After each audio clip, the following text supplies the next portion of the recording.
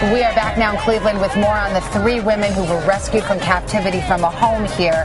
And they are now opening up to investigators about their ordeal. Today, police are expected to question the brothers who are now under arrest, and we may see charges later today.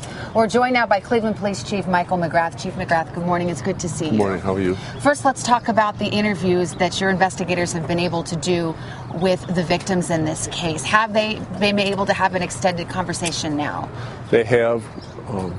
The task force, the investigative task force team, which is compiled of the FBI and Cleveland officers, have been interviewing the victims since last evening, and they'll continue today. And what have they told the investigators about what they experienced in captivity? We don't have that information yet. That information is with the investigators currently, and that will not be provided until the total interview process is completed. There are a lot of reports out there right now, and I'm just going to ask you to do your best to respond to them if you can.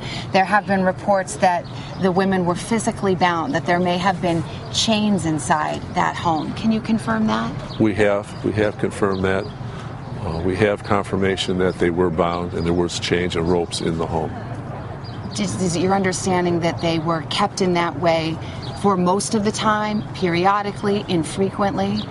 You know, we'll have a better feel for that question once the interviews with the victims is completed later today.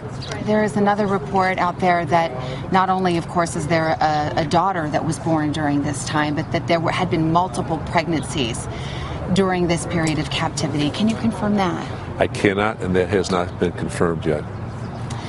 What do you know about these suspects? Are they talking to police now? Currently, today, we are interviewing the suspects that were arrested here the night before last. Yes, they are talking. Have they confessed? I can't share that information with you yet until we brief later this afternoon. You mentioned a few minutes ago the chains, some of the ropes. What were the conditions of that home? What were the conditions of confinement, as you understand it? You know, I have not been in the home. That home was a crime scene, and the FBI conducted the search of the home and processing of the crime scene. They completed late last night, and they'll be at the debriefing this afternoon with the investigative team, and we'll have a further information concerning the conditions inside the home. Were these women ever allowed outdoors, to your knowledge? Very rarely. Primarily, they were released out in the backyard once in a while, I believe. What kind of physical condition were they in? Were they malnourished? No, actually, their physical well-being was very good, considering the circumstances. I have to ask you, there have been many reports in the last couple of days from neighbors, people who lived in this area, who said they had called police over the years. One person said they called police having seen a woman naked in the backyard being held on a leash. Another one said they'd seen a woman pounding on a window holding a child. Do you know anything about calls to police of that nature? I do. You know, we checked our record management system, which is our reporting system, and also our CAD system, which is our communication system as far as calls coming into the Cleveland Police Department, and we have no record of those calls coming in over the last 10 years. You have no record of it. Does that mean those calls didn't come? Or is it possible the calls were made and for whatever reason they were never recorded? No, we would have a recording of those calls.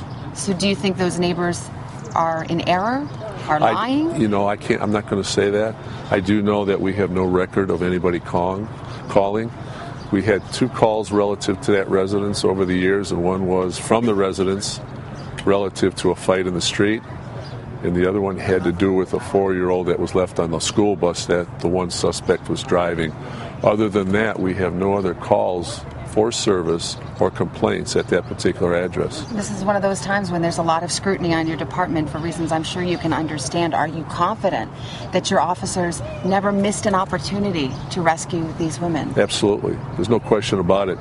You know, when these girls disappeared, all 3, Amanda and the Jesus girl over the years, I mean, we had a task force together, and it was a unified command between the Cleveland Police Department and the FBI.